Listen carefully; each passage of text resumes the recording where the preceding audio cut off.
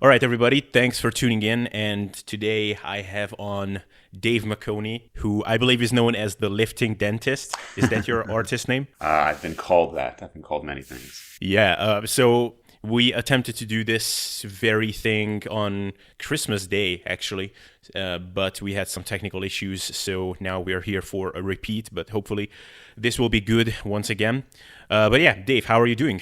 Doing good, man. I'm going for an overhead press PR today, so I'm about to drink a lot of coffee. Oh, nice. What's the number? Probably 215. 210 was my last PR. I really have no idea if I'm going to get it, though. The program I've been doing has been a little different, and my sleep hasn't been the best, so we will see. Yeah, I've been seeing some of your PRs on Instagram. You're hitting some pretty decent numbers. Have you, because I heard in a recent video you mentioned that you haven't been doing certain lifts like squats and deadlifts because some back issues. Is that something new, or that's something that's been bugging you for a long time? So it's not actually, I mean, it's back issues, but also I just don't do as much heavy lifting anymore, like especially squats and deadlifts. I just had like some heart issues in the past, and it seems better now. But like every cardiologist I've been to has basically told me to not go crazy heavy anymore. So including like, unfortunately a lot of MDs, I don't really trust their background when it comes to like lifting. But I've even seen, for example, like LeBron James's cardiologist, which was kind of cool. But, so people who work with athletes, and even those have told me to, kind of take it a little easier. So usually the PRs I'll go for are like higher reps now. But with overhead press, it's like, of the main lifts, it's, you're using the lightest weight for the most part. So I'm still comfortable doing it with that, but I wouldn't do like a crazy max deadlift or anything like that anymore. Right. Okay, well, then best of luck on your OHP progress. Have you been catching up on happenings in the fitness industry, like little dramas that's happening, like the Mike Israetel, Greg Doucette debate a couple of weeks ago? So yeah, I mean, I'd say fortunately and unfortunately, I think that stuff draws the most attention. I just had the video that I posted up on in your group and on my channel, and it's like, Lyle versus Brett. And part of that is, the title, it just gets more attention. And it's not really just Lyle versus Brett. It's kind of, what Brett does with the hip thrust versus this study. And people are coming out and talking about this study. So when you see like Greg Doucette versus Mike Israetel, and it's this huge thing. I mean, that blew up more than a lot of things recently. And so it just kind of does catch people's attention, including my own, I mean, I did spend probably half an hour to an hour of listening to those debates and everything, and I made my own video on it. So it's interesting. I think debate is good in the industry to, so you're not just accepting one guru's ideas. Obviously it can get a little out of hand at times though. Yeah. I wonder how much it benefits the people that are actually participating in the drama. Like Greg Doucette, for example, is someone who does a lot of these things. And I wonder if it actually helps his coaching business in some ways, because on one hand, I have the same perspective as probably you have, that it doesn't really provide any real value to anyone as much as actual discussions about real topics that can directly help people. But on the other hand, Greg is, I actually just saw that he's charging some pretty hefty amounts for his coaching. And he even said it in his video, one of his videos, that 1 out of 20 people can afford that. So from that standpoint, maybe it helps him to just have a sheer number, like a really big number as far as his audience goes. Wow. And then more people can afford that statistically. So I don't know. Yeah, it is interesting how people will just go, that whole like pre-selection idea of just if you see other people who are into something, you just assume it's better, right? And that, I mean, it applies to people. You see an actor or something and everybody's swarming around them, that they seem like somebody you want to be around. And in the industry, nobody knew. Greg Doucette isn't really any more knowledgeable now than he was 1 year ago. But a year ago, he probably could charge a quarter of what he charges now just because people know his name, and I think everybody kind of realizes that. It's just interesting to see it take hold here in the fitness industry so obviously, where I think in the last year he's gained like 180 or something thousand subscribers. Yeah. And that's allowed him to really get his name out there and charge higher prices when, he's probably not I'm sure he's a good coach, but he's probably not any better of a coach now than he was just a year ago, Yeah, it's interesting. Have you seen the latest drama between Brandon Harding, who is this really big YouTuber? He has like 500,000 subscribers, and on Instagram he's also really big. And he's enhanced bodybuilder looking for his pro card, and he was coached briefly by Greg Doucette, and then Brandon dropped him because he wasn't satisfied with the coaching, and there was this drama on YouTube. Have you seen any of that? I only saw the title of Greg Doucette's video that said, like, why did Brandon Harding drop me? So I'd seen who Brandon Harding was. I saw him maybe a year or two ago. I don't know much about him. And then I saw Greg Doucette talk about how he dropped him, but I didn't look into why that was the case. There's a lot of Greg's videos. I don't really watch them, to be honest. I only heard of him, I think, when you started posting about him. And then as you and I talked about, it's really interesting to see the cycles, and you'll see the guys who have been in the industry for like a really long time talk about this. But, you know, like when I was first getting into it, like keto was kind of big back then. That was like 2007, 2008. That was when Lyle McDonald first popularized it. Then you had 2011, you had intermittent fasting with Martin Birkin, and then Kinobody, Greg Gallagher made it big again like years later, and it just goes in cycles. And I think you and I talked about this off air, but Greg Doucette is almost like the better second coming of Jason Blaha. You know, his popularity, I mean, he's way more built and, you know, impressive than Jason Blaha, but if you look at it, Jason Blaha blew up because he was openly talking about steroids, he was openly talking about cycles, and he was calling out people doing like natty or not videos. And that's a huge way that Greg Doucette has blown up, right? He's the guy who's now talking about steroids. He's the guy with the experience on it. He's the guy who's calling out, is this person natural or not? I mean, it's literally the same thing. I mean, I think he does a better job, but it is the same type of video, and it's just kind of recycled. And so it's interesting to see that. So that's part of why I don't click on them that much, because it's like, okay, I kind of could guess what he's going to say before I even watch the video.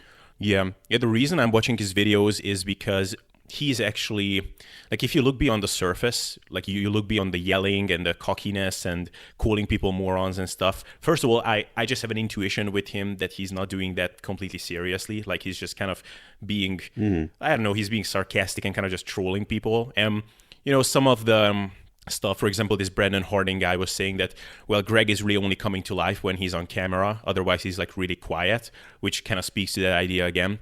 But if you look beyond all of that, he actually has a lot of good messages about kind of like the sustainable fitness way, which is what I like to talk about as well.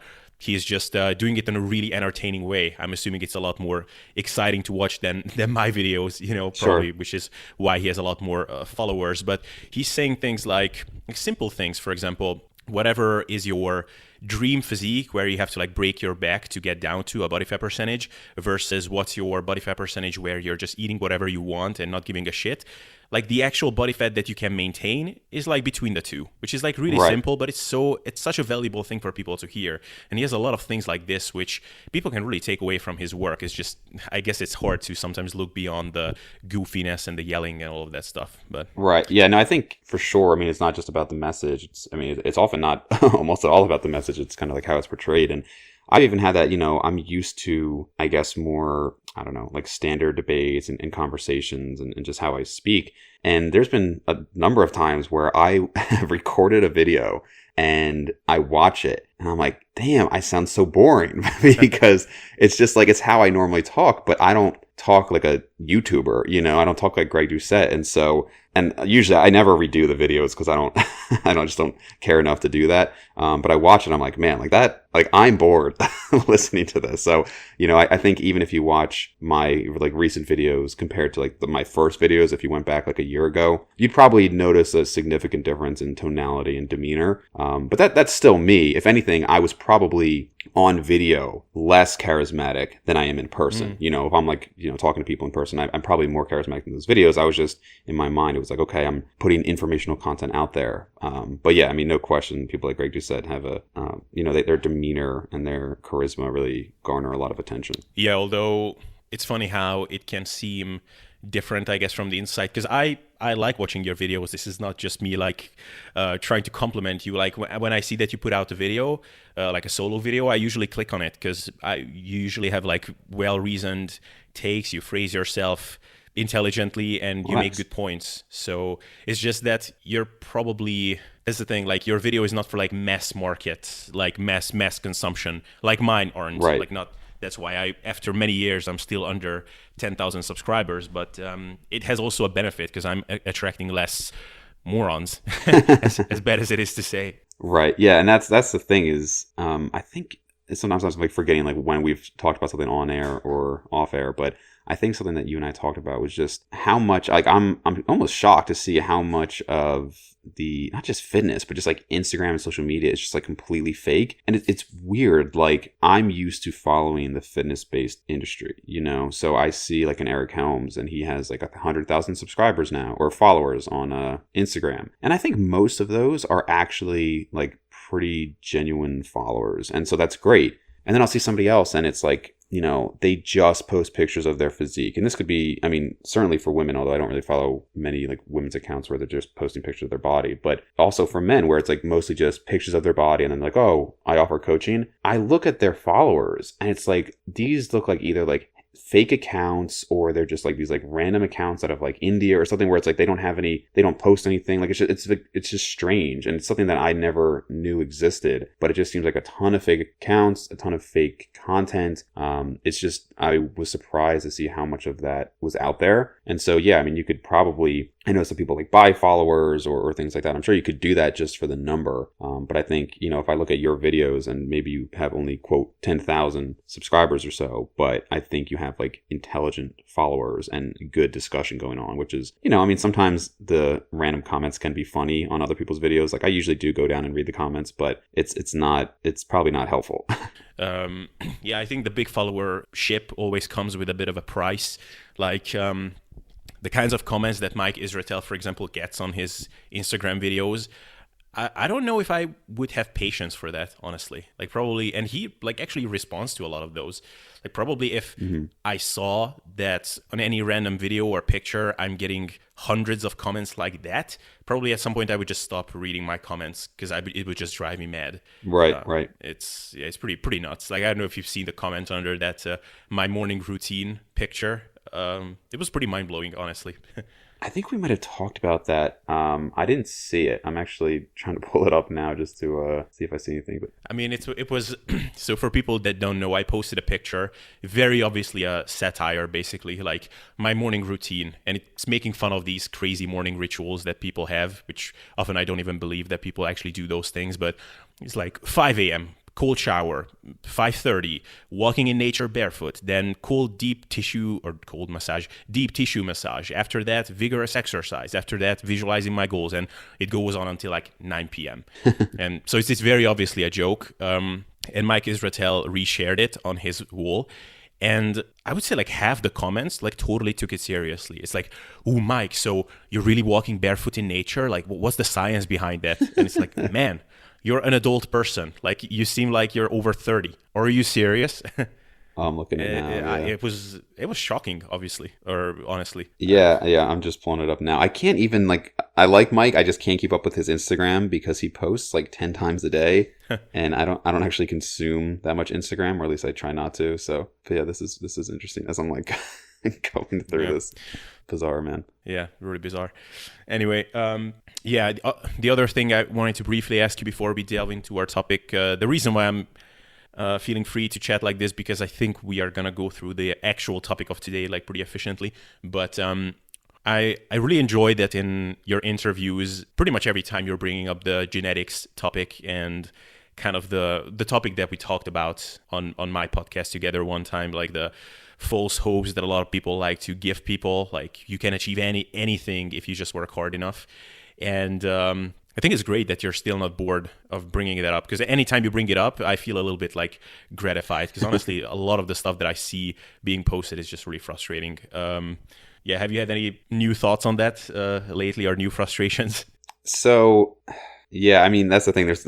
There's always more to be frustrated about. And unfortunately, I mean, it's a losing battle. I think the reason that I put it out there is not because I think I'm going to convince everybody that this is accurate. I think I just hope that I can like get to some people, because I look back, and I've told this story a few times, but like I look back to me in high school, and you know, I really thought, I remember I posted on discussbodybuilding.com, which isn't even a forum anymore. And I said, what do you do when you've hit your goal? You know, like when you're done. And like I was like a year into training, and everybody was like, yeah, that might never happen. And my goal at the time was to be 225 pounds at 10% body fat. And like I am 30 pounds of muscle away from that. Like it's just not even close.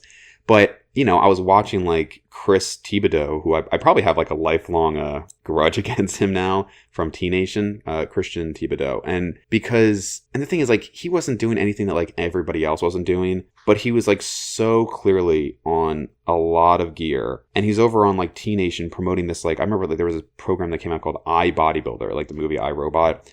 And they like hyped it up, and it was so expensive. And I mean, it was just crazy. And they're like, and he would literally make claims like, I gained 18 pounds of muscle. And like, not discussing the gear. They sell incredibly overpriced supplements. And thankfully, I was never somebody who bought many supplements, but I kind of learned that early on. But like, I see that stuff and I'm just like, that is just like, you are screwing with people's finances. You're screwing with people's motivations. Like, you're making people feel like they're failures when it's like, they just really might, if you're told, well, you're just not working hard enough. I mean, I read an article on this kid who, like, literally he was good with most subjects, but he just was horrible in math, and he almost like wanted to kill himself because he was just failing miserably. And then when he stopped trying to do really well in math, he ended up being like a writer or something, and he was really happy. But it was just like that, we do have limitations. And so I put it out there because I just want people to understand that, they might not be working hard enough. You have to really push yourself to get to the point where you can say, you know what, I really tried and it didn't work. You shouldn't be saying that within like 1 or 2 years of lifting, but to understand that like we do have limitations. And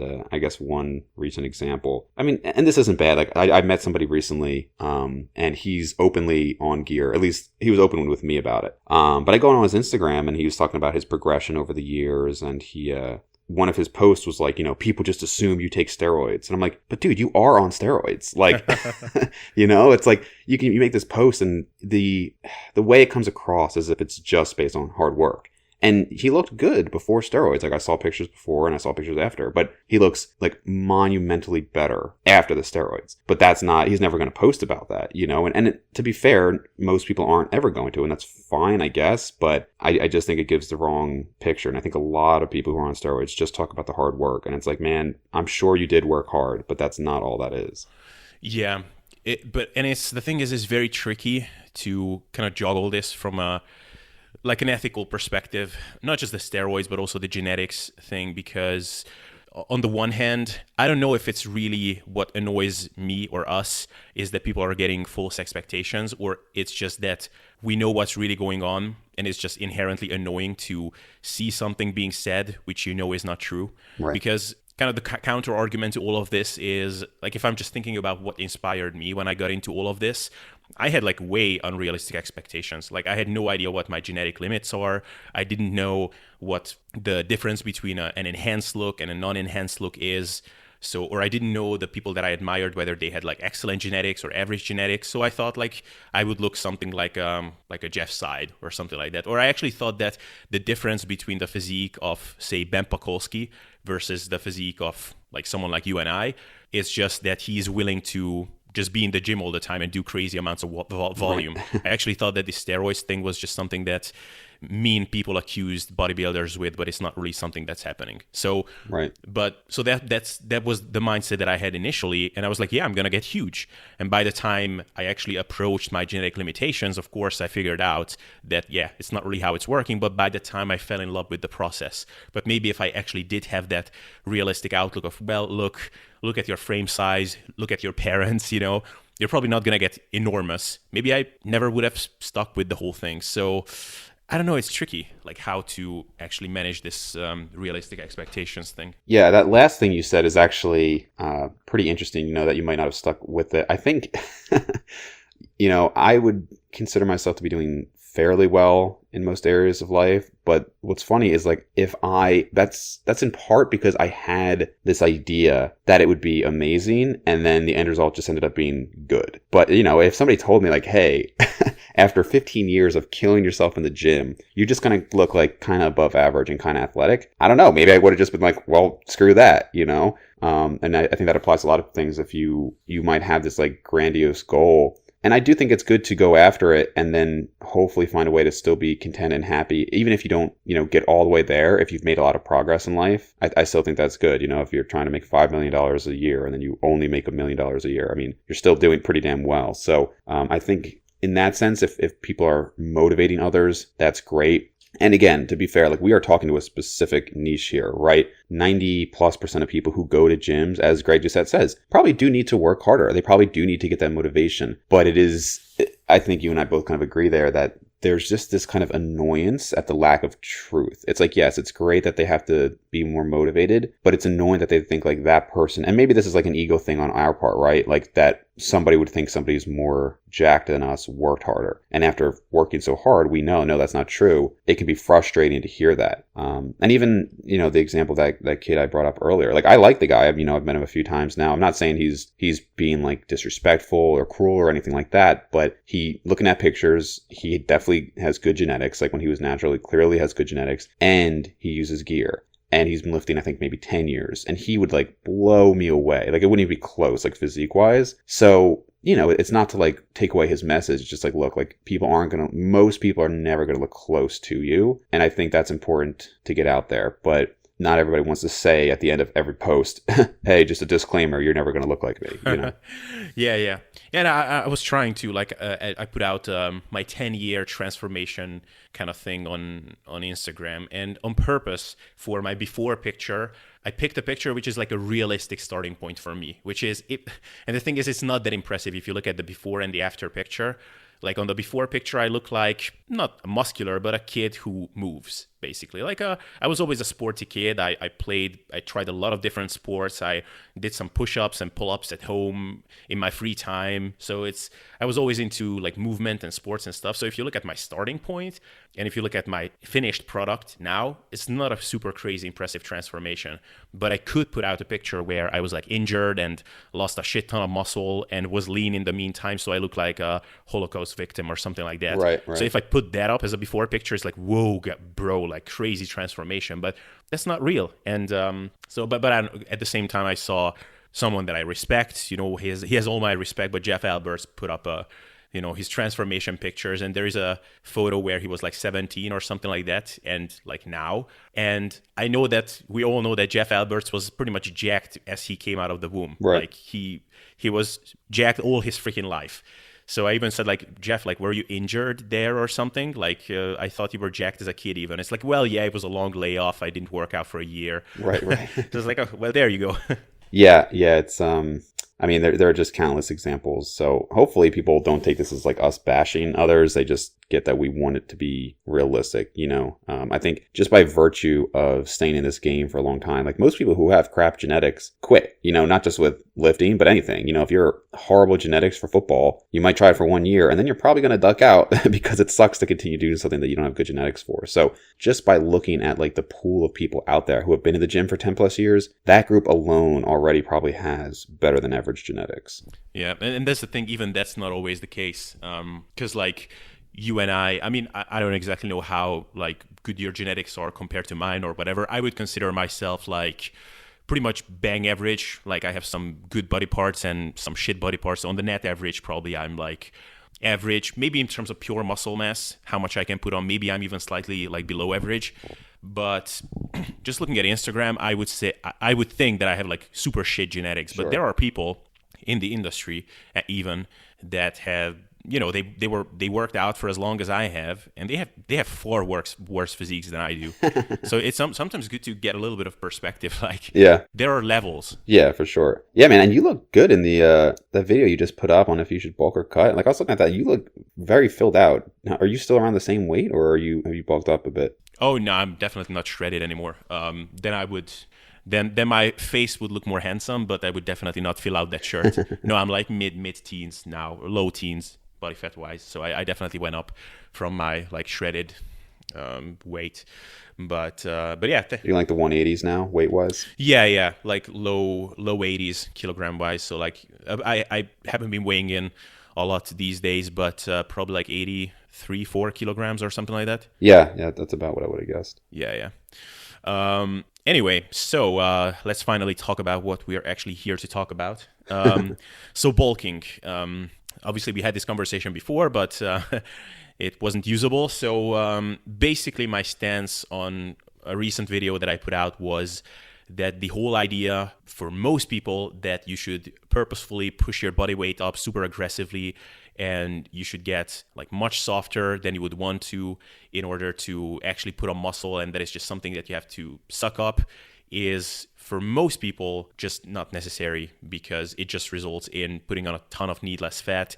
And you can settle for a much more kind of lifestyle oriented approach where you're just eating enough to fuel your workouts and to feel good, and over time the muscle gains will come, and you just cannot force feed this whole process.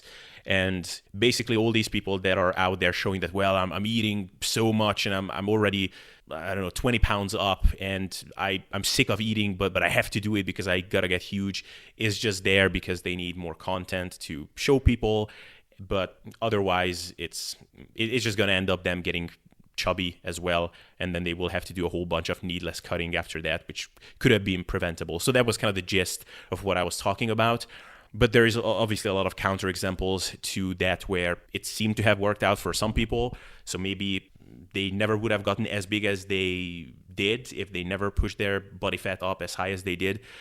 So I don't know. It's an interesting subject. So what are your initial thoughts? Hey guys, sorry, just a short interruption. Mainly doing this because people have been asking me a lot in private messages on Instagram and Facebook and email whether I'm doing online coaching, and the answer is actually yes.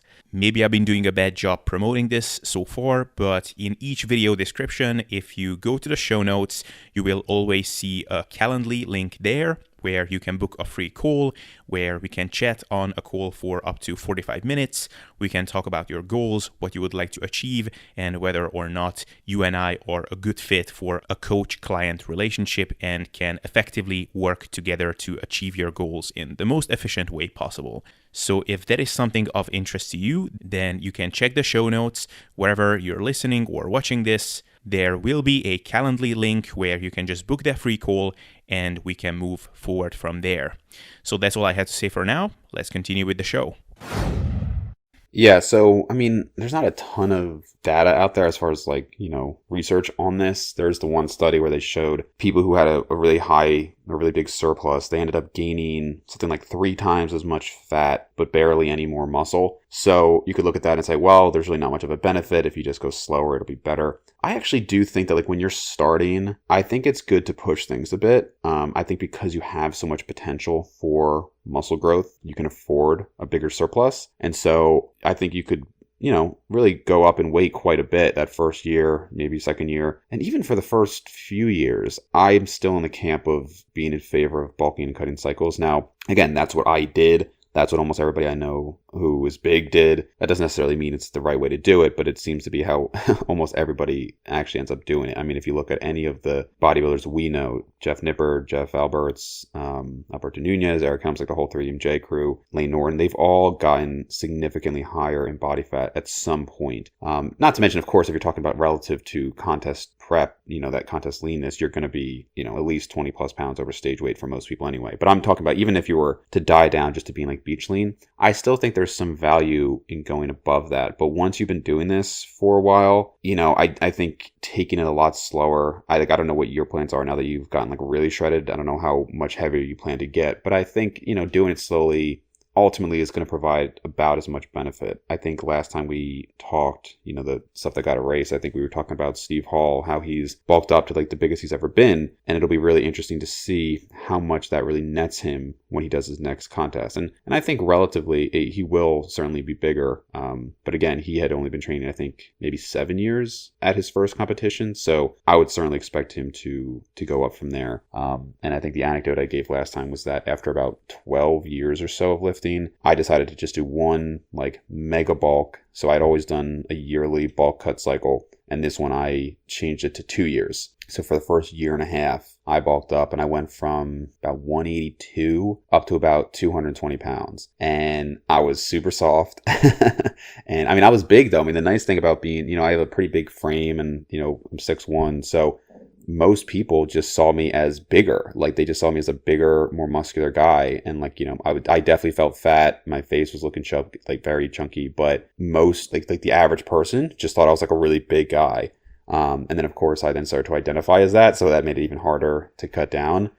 But what I found was that when I cut down to about 200 pounds, I was bigger than the last time I was 200 pounds. But by the time I'd cut down back to like 180 or so, I really didn't end up netting much of anything, unfortunately. Now, that's just my own anecdote. Maybe somebody else, it would be different. But on the whole, I'd agree with you. But I do think for the earlier years, doing bulks can still be beneficial. Yeah. So the earlier days, that's one interesting talking point. But one thing that we also kind of talked about the last time is that with especially the more like intermediate plus guys, so let's say Steve Hall in this case, I would also expect him to have retained some of his bulk accrued mass, but it's always the question of, was it the fact that he pushed his body weight up so high, or was it the fact that he just spent a long period of time not dieting, essentially? Kind of the same thing in the case of Eric Helms, where he said that this was the biggest he has been at that super shredded body fat percentage when he dieted down, and as he was dieting down and hit the new kind of leanness benchmarks, he always posted pictures and it's like, this is the best my physique looked at this body weight. And so it clearly worked that he went up to like 220 pounds, 100 kilograms, and around 20% body fat in his off season. But was it the fact that he went up so high in body weight, or was it just the fact that he spent 7 years not dieting? It's always a tricky thing to tell. Yeah, for sure. We did talk about that, and I think that's a good point. Just by not having so much time cutting, because that was probably one of the benefits I got from mine is I was cutting. And actually, one anecdote I gave before as well was when I was I think sophomore in college. And at that point, I was dieting down to closer to like 170. And I just remember thinking it would make sense to just have smaller cycles so that I could just stay leaner all the time. So I was like, okay, well, if I normally bulk up for 9 months and I cut down for 3, I'll just bulk up for like 3 months and then I'll cut down for 1. And that, for me, did not work. For whatever reason, it just didn't work. I don't know if, there's really some science behind holding on to gains. When I had Dr. Cody Hahn on, we did talk about that, how even though you've gained muscle, it might be different constituents within that muscle. Years and years ago, I remember Shelby Starnes, who's an enhanced bodybuilder and coach, saying that like he didn't think there was any reason to hold on to gains. Like he's like, muscle is muscle. And then he years later, changed that stance and said, you know what, no, I actually found that it does make like better results if you hold on to the gains. So for whatever reason, those shorter cycles just did not work for me, and I found that I needed more time. And so it could be what Dr. Cody Hahn was talking about, it could be what you're talking about, just less time cutting. But I do think an extended period of time working towards massing, regardless of the degree of surplus, as long as there's some surplus, I think that's a really important point. Yeah. And out of curiosity, so were you like pretty lean when you did those shorter cycles? I was probably around like 12%. So I wasn't super lean, but I was relatively lean. I was basically trying to get down to my, the end of my cut. And then I basically just over the next 3 months went up to like 175 and then cut down again and then tried to go back up to 175. And I just netted nothing. And I clearly wasn't even tapped out at that point, right? Like I'm bigger than that now. So it's not like, I wasn't gaining muscle because I was done growing. There's something about that. It just was not working. I think I just needed more time focused on progressing and gaining. Yeah, because I was thinking that maybe it would make sense that if you're like trying to do that at a leaner state, then maybe you're just overall staying in an overall state that is just not super conducive to muscle growth. Like if someone was at 7% body fat and only went up to 8 and then back down to 7, like that's just purely being at those very low body fat percentages, your training might just suck and things like that. But 12% body fat, that's pretty reasonable. So in theory, you could have netted something. So it's interesting that it just didn't work. Yeah, it was interesting and frustrating. Another thing is, so we talked a bit about the more beginner side of things. I don't know how you feel about this, but I feel like even to those people, probably it doesn't make a lot of sense to put on as much body fat as those people tend to put on in their first bulk. Like I also went through that in my, I was maybe like 2 years into lifting when I said like, you know what, I'm just going to eat and get big. And yeah, when I did that, at the end of it, I found that I was bigger when I cut down. But at the same time, I think it's one of those things where, yes, you did gain muscle while you were eating a whole bunch of food, but at the same time, did that extra fat gain and being in that really large surplus help you? Or was it just the fact that you can just gain muscle at a high rate no matter what you do, but you might as well could have made lean gains and it wasn't necessary to eat as much as you did? I don't know. How do you feel about that? I don't know. I think you don't need to go crazy on the surplus. Yeah. I think there are a lot of people who take it too far. They just dream or bulk. And it probably is unnecessary. I would still rather somebody eat too much than not enough and then just spin their wheels. I mean, fat loss isn't that difficult. So, I'd rather them gain, I don't know, over the course of a year, 10 pounds of fat instead of 5 pounds of fat. We can get that off in a couple of weeks without much issue. And then they've, kind of maximized their potential for that year versus just kind of spinning their wheels and not eating enough. So, yeah, I mean, realistically, how much of a surplus do you really need? Probably not more than a couple hundred calories. But if somebody's telling me, I really just want to get big, I would still err on the side of a bigger surplus personally. Yeah. And that's it's interesting because I think we talked about this the last time as well, that oftentimes the actual surplus that you need to be in just comes down to the least practical, trackable surplus that you can put yourself into. Like, I think for many people, actually, like 100-calorie surplus would be perfectly fine. Like, if you just do the math of like how much weight gain that would amount to over the course of, say, 6 months, I mean, that would be a very respectable amount of weight to gain if you were just in 100-calorie surplus. It's just, it requires an amount of meticulousness that, 100 calories, actually tracking that and ensuring that you're actually in that 100-calorie surplus day to day can actually be pretty tricky. So I think that's why often like 200 calories is the least surplus that is recommended. So 200 to 300, because you can actually track that down pretty accurately. But probably if we were actually able to track down things as precisely as we would want to, you could even be like in a 50 to 100 calorie surplus. So that's kind of an interesting thing. But what I like to do with people that are open to that, and what I try to do in my case these days as well, is to actually just rely on appetite and let that dictate things. Because honestly, I don't think it matters as much as it would intuitively seem to be the case, that you have to be in a surplus like each and every day. And if by some chance on some days you're only at maintenance or maybe in a small deficit, then it's just going to throw off your bulk. I mean, honestly, you're looking at a trend over time. So if you've been in a surplus for like 8 days and then you have one day when you're not in a surplus, then on the net balance, you're probably still like up regulating all of those things that you want in your body that are responsible for maximizing anabolism, so to speak. So probably it's not such a big deal if you're like not in a surplus every single day. So probably just gauging appetite should be a workable way for many people. But I think that brings up another thing which makes this a bit tricky, is that people are just different. So I'm obviously coming off of my own experience, and a lot of people that tend to interact with me because I guess I'm just attracting them with the content that I'm making, because I've been always someone who would tend to get a bit fatter if I'm not paying attention versus staying too lean and too small. Whereas for other people, they might have the issue that they tend to undereat all the time. So they have to be a bit more purposeful with ensuring that they are in a surplus. So I don't know if you have any thoughts on that. Yeah, I mean, I think last time we did talk about how we probably wouldn't go too much on appetite. I know some people say, oh, like you just got to trust your body. I see a lot of BS about that stuff of like, you just got to trust your body. And if you're gaining weight, you're just eating the wrong foods. I mean, that sure can be true to an extent, but what did I see somebody recently talking about? How, like, if you're eating the wrong food, I mean, it was just complete nonsense of like, your testosterone, estrogen balance will be in perfect alignment. And if it's not, it's because you're doing something wrong. It's like, yeah, or you just have more aromatase. And for some people, like, especially, I mean, they could just be higher body fat, but like we have different genetics, some people are going to have higher and lower hormone levels. Some people are going to have higher and lower appetites. I don't think you can just go by that all the time. I'm sure there's a lot of fat people who still are really hungry all the time, even if they're eating some of the right foods. I mean, it's just different. And I'm kind of like you, where my predisposition would be to be heavier, to be a higher body fat percentage. I know a couple people who just naturally are just freaking like 8%, like a legit 8% all the time. I mean, that's rare, like a legit 8%,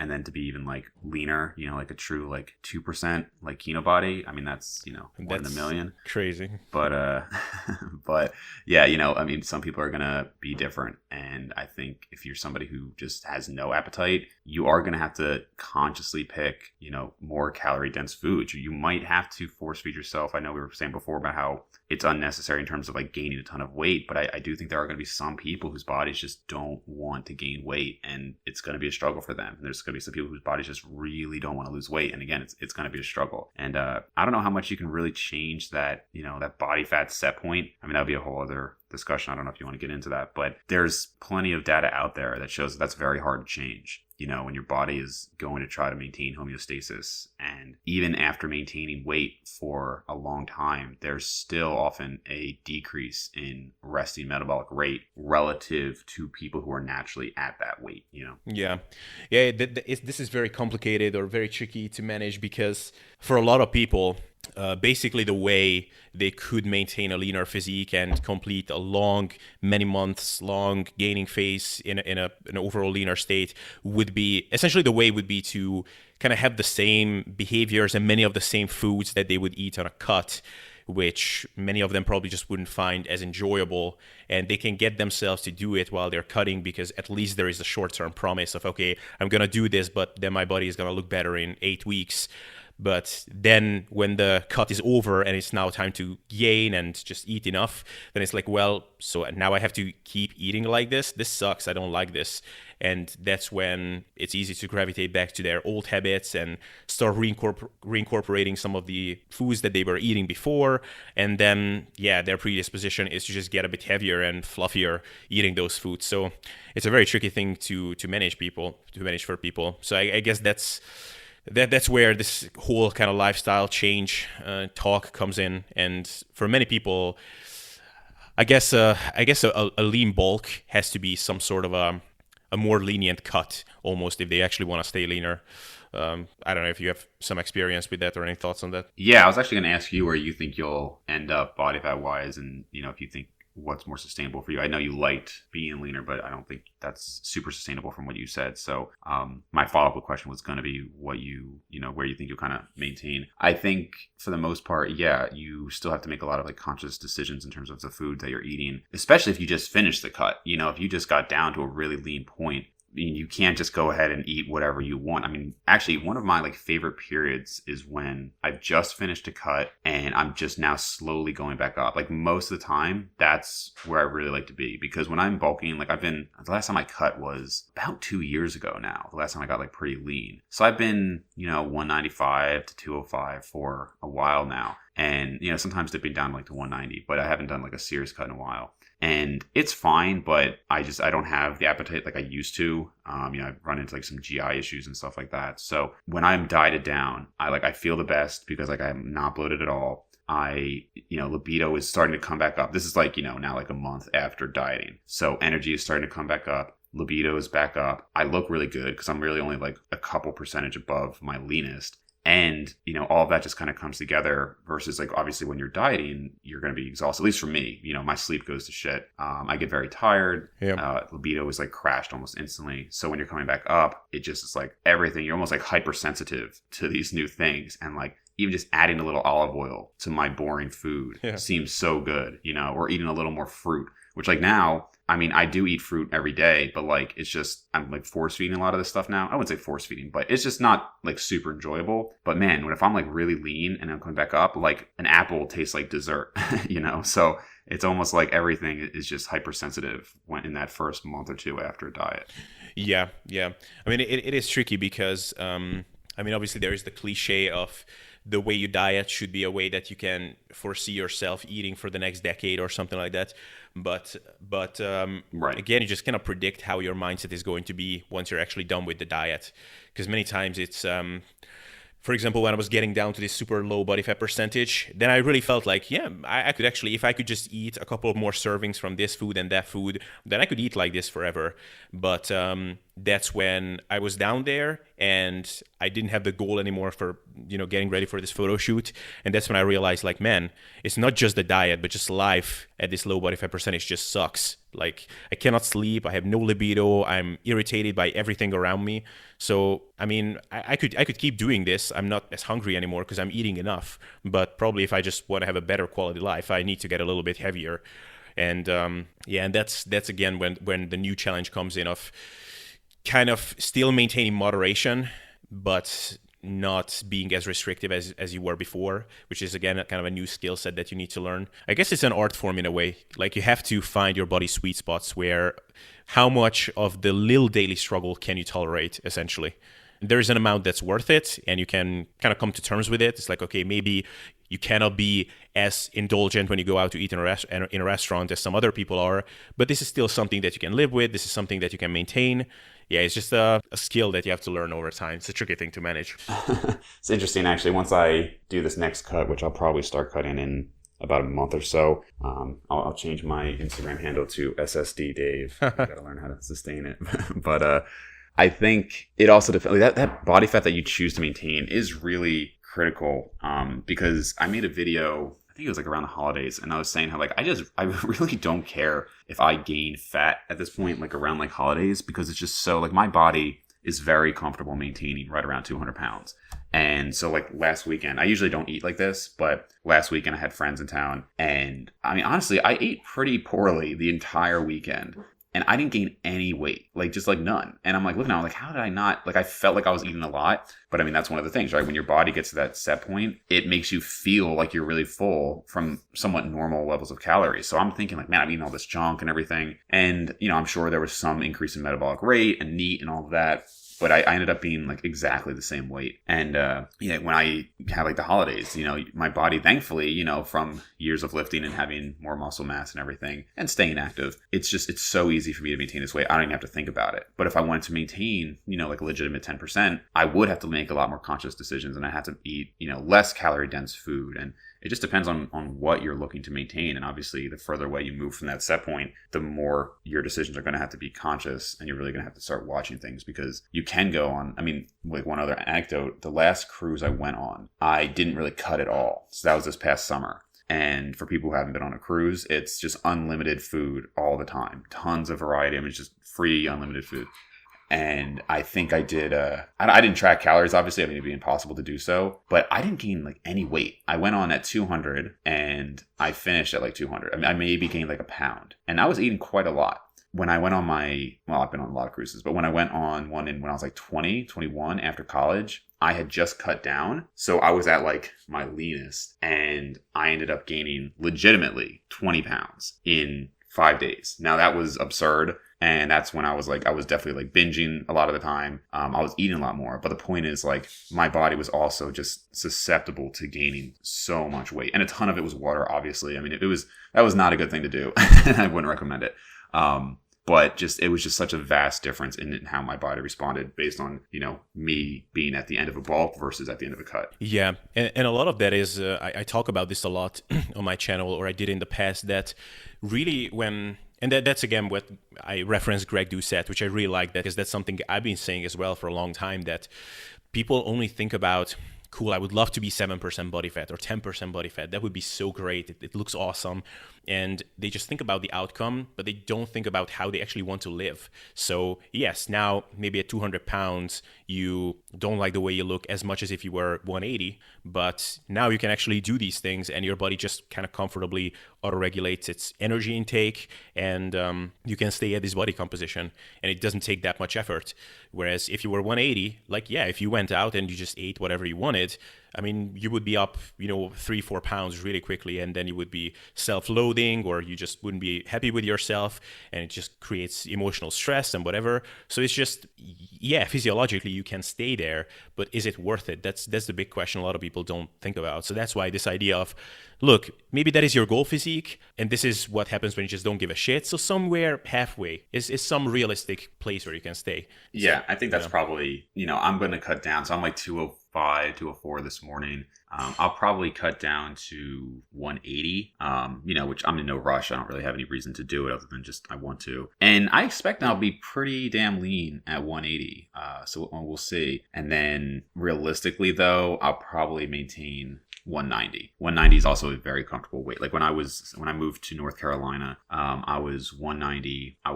That was when I had cut down from 220. So that's probably the best I ever looked, was when I was about 190, because I had still had some of that increased muscle mass from that big bulk. and I was like at my strongest. I looked pretty good. You know, there's still flaws obviously that like I would want to improve, but I looked good. And I was eating 35, and this is when I was tracking. I was eating 3,500 calories every day. I was eating out pretty much like when I wanted, and doing my best to track that. And it wasn't very hard for me to maintain that 190. So that's a very comfortable weight. If anything, I don't even want to eat that much anymore, because, you know, you can make 3,500 calories go a long way if you're eating, you know, less calorie dense food. But I think 185 to 190 would be a sustainable weight for me. And then just deal with the fact that I look forever small in clothes. Yeah. For me, pretty much I have this range somewhere between, okay, so I'll say it in kilograms, but like from 82 kilograms to like 88 is when I look like good. Obviously at 88, I'm a bit softer, but like still have like abs and stuff. And I'm comfortable taking my shirt off and stuff like that. And that's like a good range for me. And I can be pretty flexible with my lifestyle. When I'm approaching like 80 kilos and especially dropping below that, then it's like, it's a kind of a constant effort to stay there. Right. So yeah, I mean, and I don't know, man, I know we talk about like our genetics being, somebody just commented on my channel the other day saying that they messaged me on Instagram saying like they think I should compete and I do well. And I'm like, dude, I would not, I would not do well in today's lineups. You know, I think like a lot of bodybuilders are just looking insane nowadays, and like younger and younger too. But I mean, if you still have, so 88 kilograms would be about like 193, 194. Yeah. And you're, I think like 6 feet tall. So, I mean, 193 with abs at 6 feet. I mean, that's pretty good, man. Yeah. I mean, not abs as in like, not flexing, just walking around and abs, but you know, like I can take a bathroom selfie, good lighting, hit. You got a nice 4-pack going on. Yeah, exactly. Right. Yeah, and that's I guess one thing that people should keep in mind, that when we say that you should bulk slowly and not be in a crazy surplus, that's, I remember when, like I used to think when I heard that, I was thinking like, man, that's almost takes more self-discipline than doing a crash diet, because that's like, you have to be so perfect. But yes, when you're trying to stay like super lean, and that's when you're trying to be like only in a 200 calorie surplus, like that's a big ask. It's really easy to fuck it up. But when you're in a place where you're kind of comfortably maintaining that weight, even if you don't try, then being in a 200 calorie surplus can actually be like tricky to pay attention to be in that surplus all the time. For sure. So yeah, it's this whole set point thing and how to modify it over time. It's a really fascinating topic because there's so many things going on. It's so hard as well because basically everybody has a different experience with all of that. It's not just about body fat percentage and hunger and activity levels, but it's just like everybody has a little bit of a different kind of emotional relationship with food. Some people get just a lot more psychological relief from the act of eating, whereas others just don't care. They food, whatever. Yeah, sure, it's tasty, but they can just take it or leave it. A lot of these things that people don't factor in when they discuss it. So it's a good topic for future podcast episodes for sure. Yeah, for sure, man. Awesome. Cool, man. Then I think we pretty much covered everything here. So, one thing I want to close with is if you just could give the top 7 biggest mistakes that people do during bulking, and it would be great if you could order them, but say it in reverse order. So start with the biggest mistake and finish with the smallest mistake. Just if kidding. You don't mind, I actually have a top 13. I just thought that would give people more value. Yeah, sure. And I'd be going odd numbers first and then even numbers. Hope everybody has a pen. I love it when podcast hosts do this. Like, what is the biggest mistake that people do? It's like, why are you so sure that there is one biggest mistake and that your guest has it right off the top of his head? Like, right. Anyway, just let people know where they can find you. It's theliftingdentist.com, right? Right. So drdavemaconi.com if they want to check out my website. Dave_Maconi on Instagram, and Brains and Gains on YouTube. I actually got to think about that because I had some people say like, it'd be easier to find you if you have the same name, which is definitely true. I'll have to figure out. Brains and Gains was taken on Instagram, so I got to figure out if I just want to make my YouTube Dave Maconi or if I'm just going to keep them separate. But for now, that's where you can find me. Alright guys, I hope you enjoyed this episode, and if you did, then please once again consider dropping a 5-star rating on iTunes. It would mean a lot to me and it would be truly helpful. And if you're interested in more cool stuff, then you could visit my YouTube channel. If you type in Sustainable Self-Development Podcast there, or even SSD Podcast, it will come up. And if you're interested in working together with me, then you can check out the Calendly link in the show description. There you can book a free call with me. We can hop on that call, chat about your goals, challenges, determine if we are a good fit. And if that is the case, then we could be working together going forward to get you to the results that you want. So that's all I had to say for today. I hope you enjoyed this once again. And with that, see you next time.